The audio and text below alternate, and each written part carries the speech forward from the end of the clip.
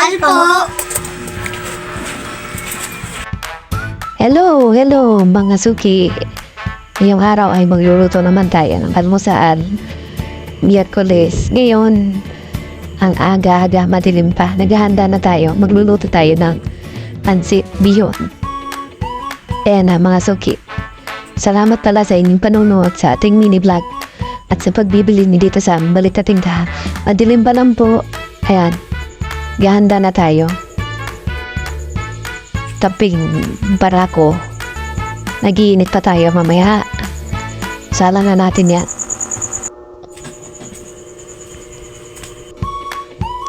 Salamat mga suki.